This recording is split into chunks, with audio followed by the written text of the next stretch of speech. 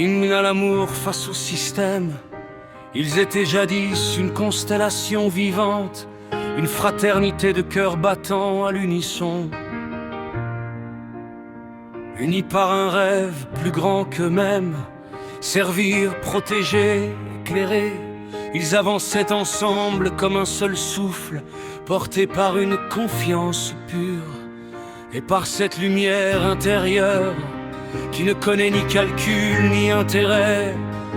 Mais certains guerriers ont glissé vers la nuit, non par malveillance, non par choix conscient, mais happés par les mirages du système, des promesses d'or qui brillent trop fort, des séductions habilement tissées, des failles émotionnelles utilisées comme des pièges. Le système, immense toile sans visage, a su murmurer aux blessures, capturer les élans, détourner les forces.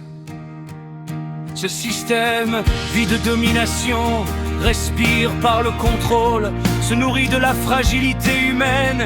Il étend ses doigts dans toutes les sphères, glissant ses sbires derrière des intentions nobles, transformant les outils du bien en instruments de pression. Alors le peuple, ce géant au cœur tendre, s'est retrouvé entravé, brisé par des règles sans âme. Abandonné sous la pluie de décisions froides, les intérêts particuliers rongent les liens comme une rouille insatiable.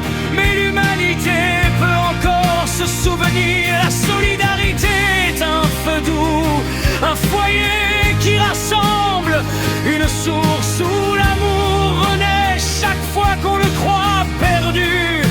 Et lorsque la solidarité s'élève, le système qui divise se fissure. Au milieu des tempêtes, les vrais guerriers ont choisi de rester.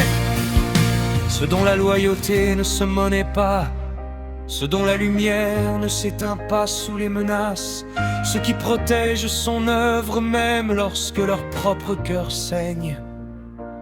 Ils gardent vivante la flamme fragile, en attendant peut-être le retour des âmes égarées, car les guerriers perdus suivent maintenant leur propre nuit.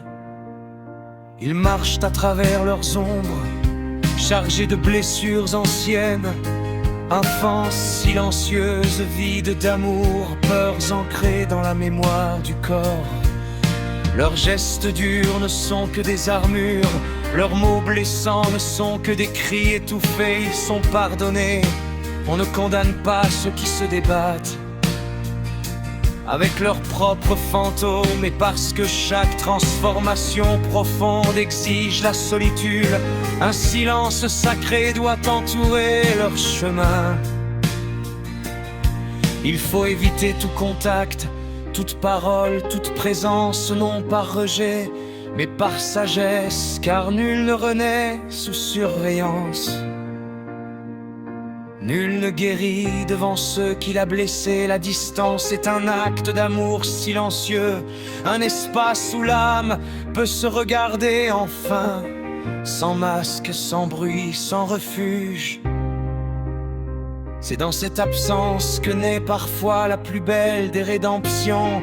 Pourtant la prudence veille lorsque les menaces prennent forme. L'armure devient impérative. On ne protège pas la lumière en l'offrant nue aux ténèbres. Et malgré tout, au-dessus de tout règne l'amour. Non, l'amour fragile des passions humaines, mais l'amour essentiel, celui qui ne plie jamais, celui qui protège comme un bouclier, guérit comme un feu sacré. L'amour phénix, celui qui renaît même des cendres froides, celui qu'aucun système, aucun pouvoir, aucune manipulation ne peut corrompre. De cette force est née une entité nouvelle, gardée par les sentinelles de l'éthique, tournée vers l'horizon clair du monde à venir. Et protéger son œuvre, elle avance pour nos enfants, pour leurs enfants, pour une humanité qui réapprendra un jour à marcher main dans la main. Notre engagement prend racine dans une vision partagée du nouveau monde, un monde de probité, de loyauté, de fraternité, où la bienveillance n'est plus une faiblesse, où l'amour redevient la loi première, car au bout du compte, face au système, face à l'ombre, face à l'épreuve, il ne reste qu'une force qui ne se laisse jamais vaincre. L'amour. L'amour qui rassemble, l'amour qui élève, l'amour qui libère, l'amour qui éclaire, l'amour éternel.